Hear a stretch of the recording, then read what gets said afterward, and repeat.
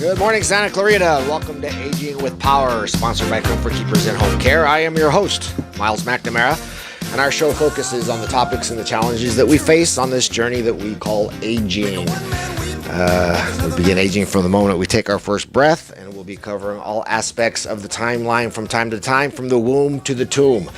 We are live on Facebook and in real life, so if you would like to call in and ask a question of our guests, feel free to do so. 661-298-5487, 661-298-KHTS. If you're the shy type, you can pass on your question to Justin, our sound engineer. Say good morning, Justin. Good morning, Myles. And he will relay it to us, and we will still address your question, because after all, preparation is knowledge, and knowledge is power. Got a great show in store for you today, folks. We're going to start off the show talking.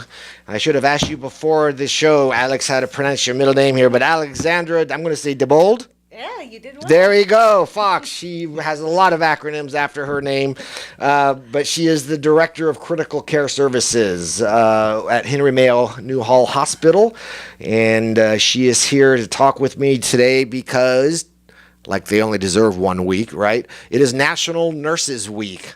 So why do the angels on earth only get 1 week? But Alex, welcome to Aging with Power. Thank you, Myles. I appreciate you taking the time out of your busy schedule, and we'll get inside of not only National Nurses Week, but all the great things that you do over at Henry Mayo, not only in the critical care services, but the nurses all over the place. And of course, I've got, as we talked about before the show, some personal stories to talk about there.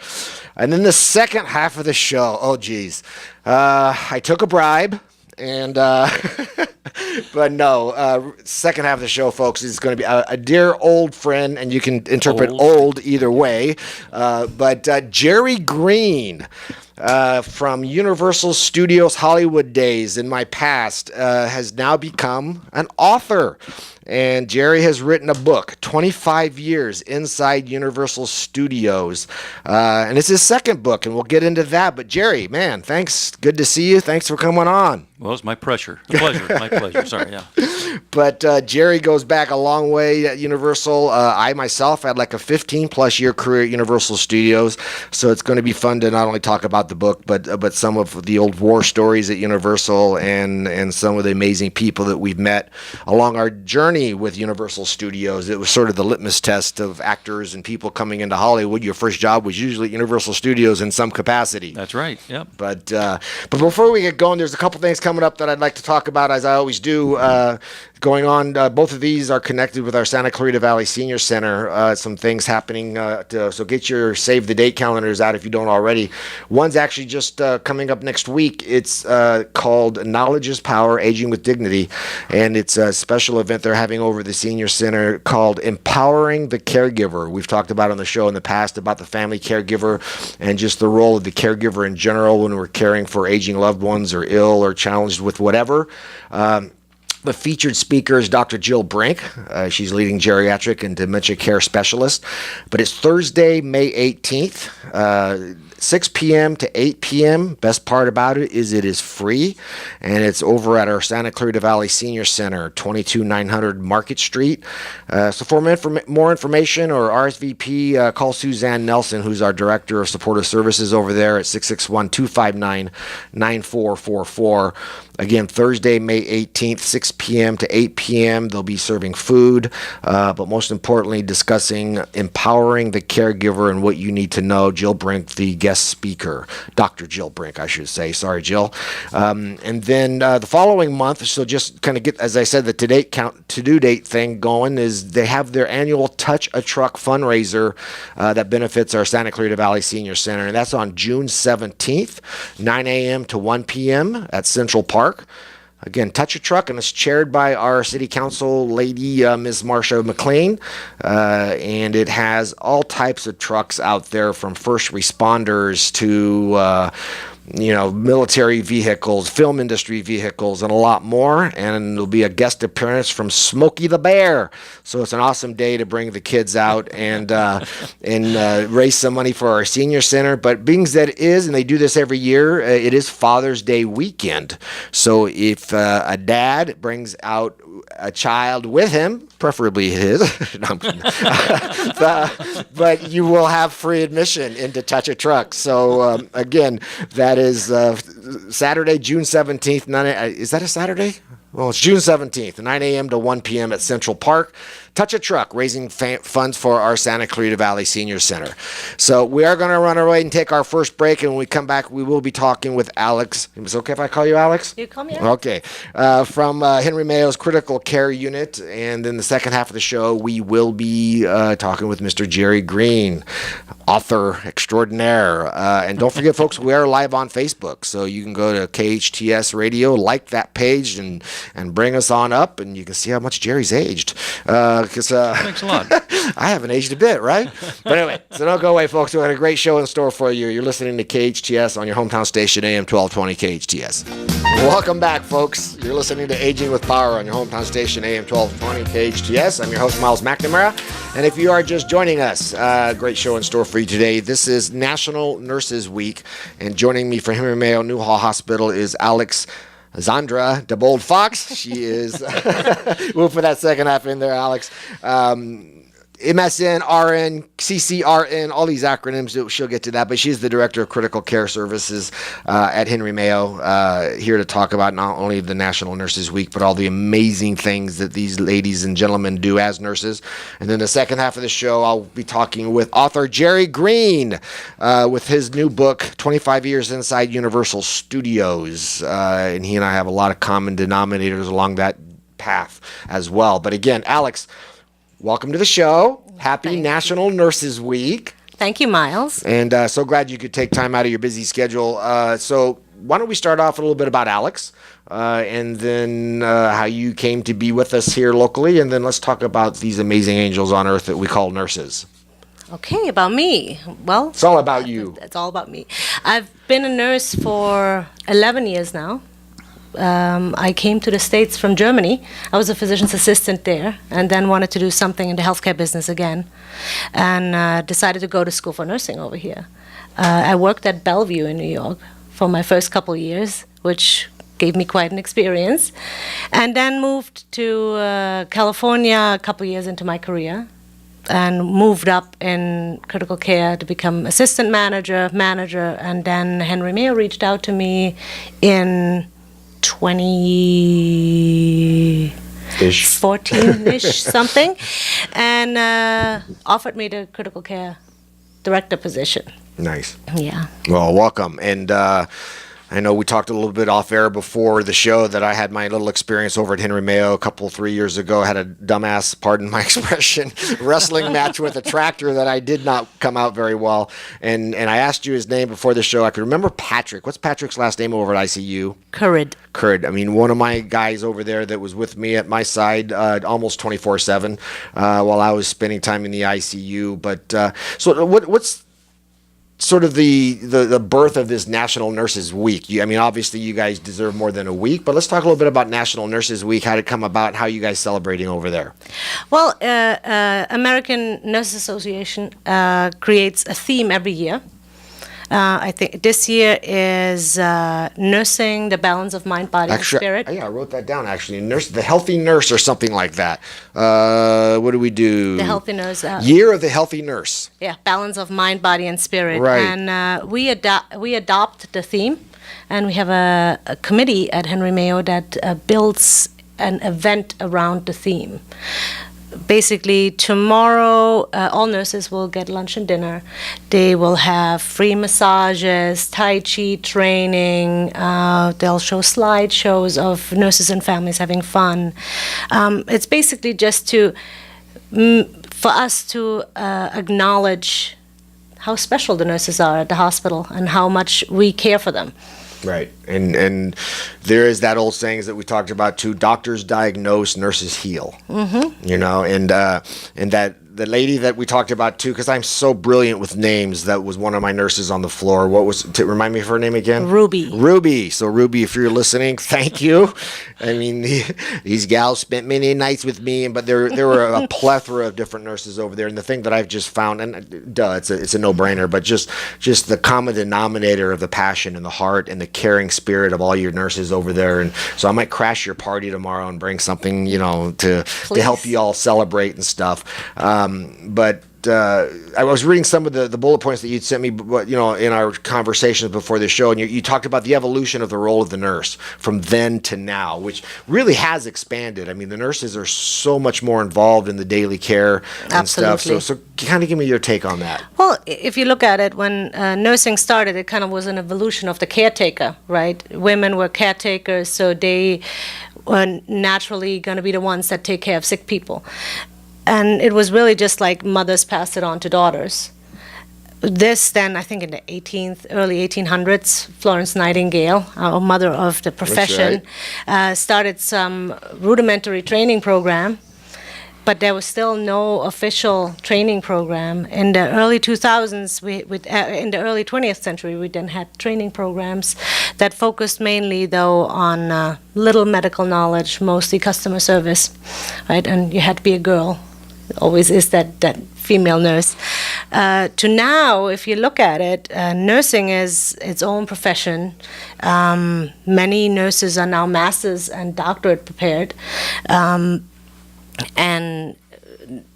all medical professions respect nurses, which before they were just handmaidens, right? Mm-hmm. So I think the opinion of the nurse has become really important to physicians and other professions we work together with in the healthcare system. So the nursing profession had a huge evolution over time.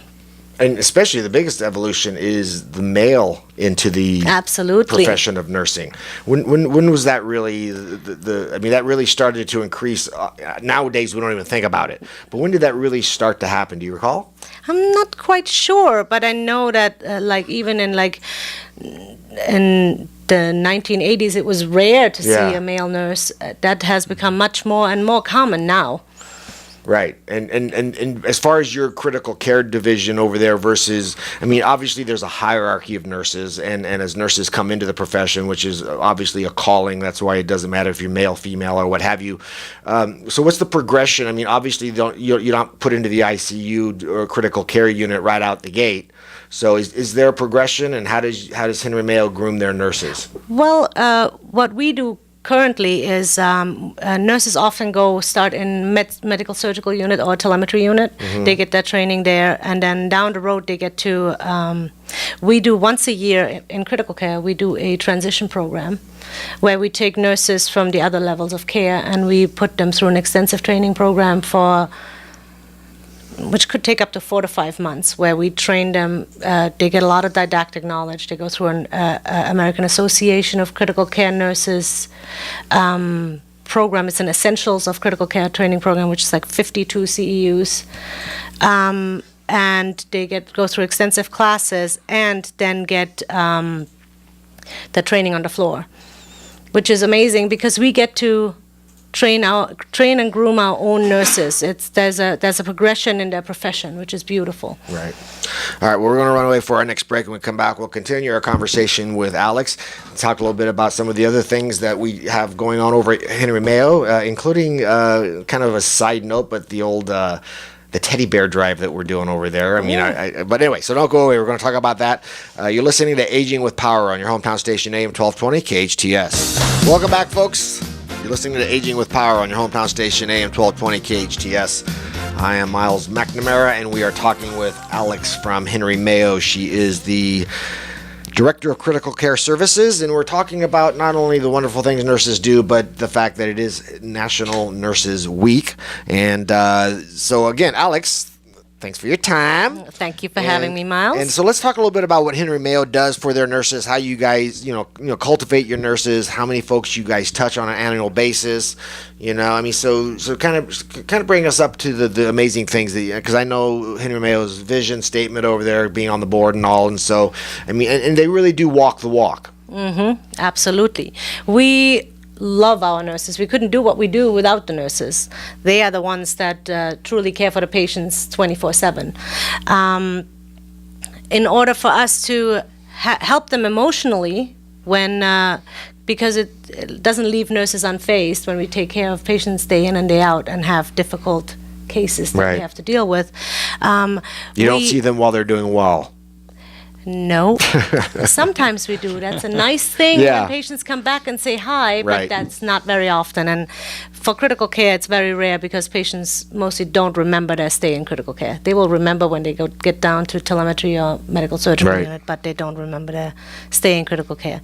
But for critical care, when we see these most horrific things over and over and over again, and sometimes there's some really hard weeks that go along with that, we try to make sure that we have debriefings for the nurses where we have social work come in and just have sessions for the nurses so they get to, it's a non-judgmental place where they get to learn how to cope with the emotions that they carry around with. Also, like for education and for professional growth, we offer tuition reimbursement for the nurses. We offer employee assistance program in case there's some personal issues that our employees face, which we all do, right? How many folks do you guys think you interact with on an annual basis? Oh my goodness. For those folks we talked about not doing well, because I know the trauma center is a very busy place, but I mean, you guys, do you have stats, or is that kind of a boring question? I do have stats, actually. No, it's a perfect question. Okay. Because I have an answer for that one. There you go. The emergency department last year alone saw over 69,000 people. Yikes. I think we had over 13,000 inpatients and over 35,000 outpatients. We delivered 1,300 babies at Henry Mayo. And every single one of these patients was touched by a nurse. So you can kind of add it up together. It's over 100,000 people that were touched by a nurse, which I think is amazing. It takes a lot to be a nurse, and it's a true calling. And I think we do deserve more than a week, but we should all thank a nurse this week. Hug a nurse. Hug a nurse. Well, don't get creepy about it, but hug a nurse. Now, there's also kind of a side note. I know that you guys do this annually because you have a lot of children that come through your emergency room on an annual basis, and you guys do this very cool teddy bear drive every year. That's kind of she corrected me on Facebook the other day because Maria Strimzik is the one that really does it, but she says, "Hey, don't forget so and so," and I forget what she said. So Maria, sorry, I'm going to thank you. But the teddy bear drive, tell us about that. Oh, we do that every year, and there's an amazing response from the community. We get so many teddy bears. They have to rent storage space for the teddy bears. And thank you, Camelot Movers and Billy over there, who allow you guys to store them free of charge. And that's amazing because every child that goes into the ED gets to have a teddy bear, which is amazing. Right. Yeah. So we took a little bag over there with, I told Maria, I said, I'm going to bring you 100 plus teddy bears, but you can't take the little Comfort Keeper shirt off of them. you have to leave the little Comfort Keeper T-shirt on. She promised you would do that. But shameless plug. But again, to give every child that comes through your emergency room, it's just that kind of little touch that makes such a big difference. Yeah. So that's awesome. Do me a favor and please say hello to Patrick for me. I will do that. Because and I need to get over there and crash the ICU just to say hi to him but I do. What time is your big celebration tomorrow for the nurses? I think it starts at 11:30. 11:30, and is it at the cafeteria? It's at the Henry Mayo Center. The Henry Mayo Center. Okay, awesome. So is that a public thing, or I probably shouldn't say everybody come down and celebrate nurses? It's probably not open to the public. Not open to the public. It is now. Yeah, it is now. Okay, the jury will disregard that last remark. But well, awesome. Any last comments or anything you'd like to say? I mean, I truly appreciate Henry Mayo. They did so much for me when I did my little dance, and again. The biggest takeaway that I had from Henry Mayo were the nurses and the nursing staff and the ones who are at my side and that we see on a daily basis and that are truly, as I said earlier, angels on earth. So thank you to all the nurses at Henry Mayo and around the planet, and thank you to you and the nurses and folks. They only get a week, but I guess you have to pick a time just to celebrate them. But it's an annual thing. So again, hug a nurse, say thank you. You guys are amazing people. The work that you do is amazing, and I'm not going to get choked up here because again I keep flashing back to Ruby and Patrick and the calling that you guys have when you're at the bedside, and what you do for the patients over at Henry Mayo is truly amazing. So thank you. So thank you. Thank you. All right, I'm done with that. All right. You want a tissue? No, I'm good. Thank you. All right, so we're going to take our next break, and then when we come back, very exciting for me, a good buddy, Jerry Green, has joined me to talk about his new book, 25 Years Inside Universal Studios, which was a big part of my life, too. So we'll try not to bore you with old war stories that only Jerry and I will probably understand, but it was truly an amazing read, and we'll get more into that after the break. So stay tuned for Jerry Green. Alex, thank you one last time, and you're still listening to Aging with Power, and I'm still Myles McNamara on your hometown station, AM 1220 KHTS.